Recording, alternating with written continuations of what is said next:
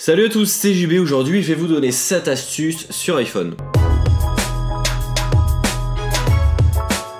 Je vous ai déjà donné des astuces en 2015, en 2016, on est désormais en 2017, alors c'est parti. Et en plus, j'ai vu que vous kiffiez de fou ces vidéos sur les astuces, sur les iPhones, iOS en général. Vous avez en description tous les liens des vidéos que j'ai pu faire, j'ai pu vous donner je pense 40-50 astuces, donc n'hésitez pas à checker, vous allez en apprendre des vertes et des pas mûres. Donc si c'est pas fait, abonne-toi et lâche un gros pouce bleu dans la barre des pouces bleus. Astuce numéro 1, changer le mode de déverrouillage. Depuis iOS 10, pour déverrouiller son iPhone, eh bien, il faut appuyer sur le bouton Home afin de, via le Touch ID, déverrouiller son iPhone. Mais si vous n'avez pas de capteur d'empreinte, ça sert à rien parce qu'il faut appuyer puis après mettre son code, ce qui équivaut à faire 2 manipulations à la place d'une de base. Mais saviez-vous que vous aviez la possibilité, si vous avez un bouton Touch ID, de ne pas devoir appuyer sur le bouton mais simplement poser son doigt par dessus pour déverrouiller.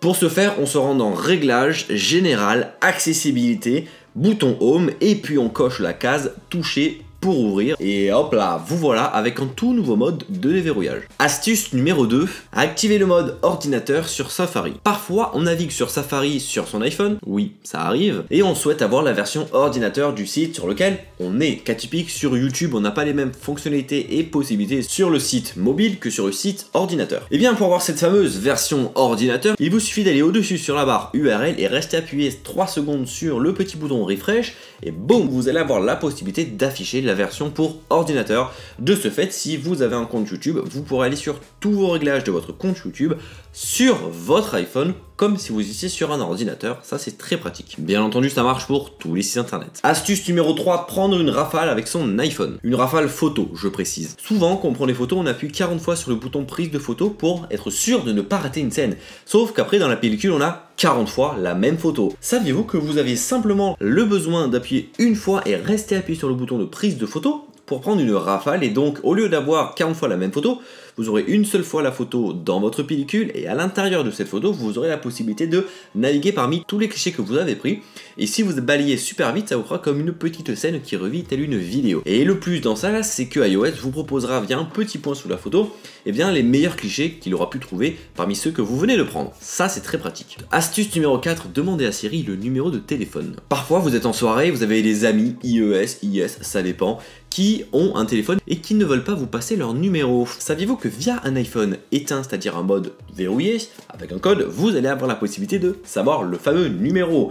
Eh bien c'est super simple, il vous suffit de demander à Siri le numéro de téléphone du portable en lui-même. Dis Siri, à qui appartient ce téléphone? Vous aurez le prénom, le nom et le numéro de téléphone. Du coup, pour toutes vos prochaines conquêtes, en soirée, demandez simplement à Siri, pas besoin d'aller draguer, c'est super simple. Astuce numéro 5, changer le type de code. Habituellement, on a tous un type de code à 4 chiffres sur son iPhone, qu'il ait un capteur d'empreinte ou non. S'il n'a pas de capteur d'empreinte en 2017, je vous plains. Saviez-vous que vous aviez la possibilité de choisir entre un code à 4 chiffres, un code à plusieurs chiffres et un code au clavier, c'est-à-dire avec des lettres? Et bien ça, c'est vraiment pratique parfois quand on veut changer le code ou quand vraiment on veut faire chez ses amis avec un code super long quand vous êtes en soirée et qu'ils vous disent tu peux me passer ton code s'il te plaît, et là vous lui dites anticonstitutionnellement. Oui, il faut être très débile pour faire ce genre de blague, mais ça existe. Astuce numéro 6, tout supprimer d'un coup. Parfois on se prend pour Guy de Maupassant et dans un message on écrit un roman, alors qu'au final on écrit comme on faisait en CP. Du coup on supprime tout à l'aide du clavier et de la barre tout simplement supprimer petit à petit jusqu'à ce que tout soit supprimé. Mais saviez-vous qu'il vous suffisait de remuer votre iPhone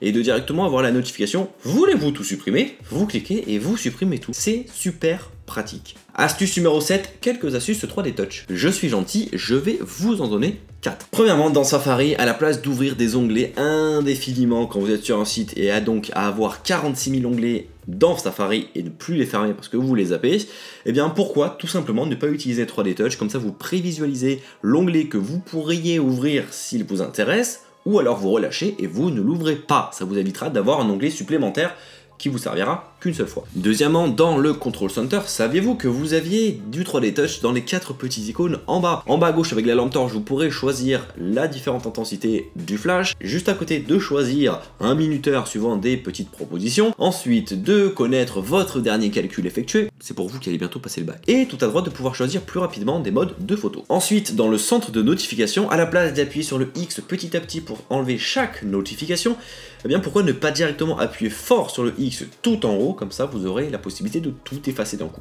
Très pratique. Et enfin, revenir en arrière sur 3D Touch. Alors c'est très connu, mais je le redis quand même dans cette vidéo.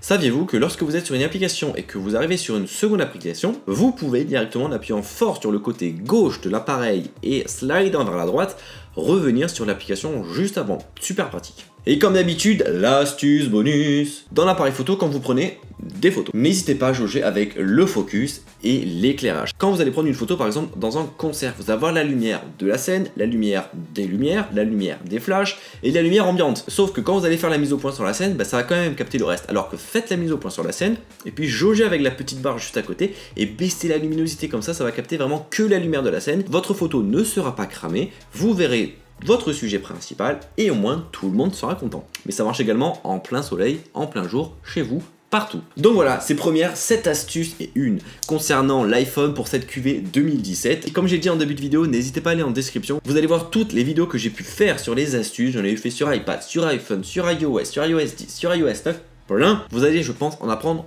beaucoup. Et aussi en commentaire à nous dire si vous avez des astuces que je n'ai pas citées, parce que ça pourrait très certainement nous aider. Niveau rime, ça carbure. Donc voilà, comme d'habitude, vous pouvez me retrouver sur Twitter, Facebook, Snapchat, Instagram, et bien entendu sur la chaîne YouTube. Tous les liens sont dans la description de la vidéo. Allez, bye bye.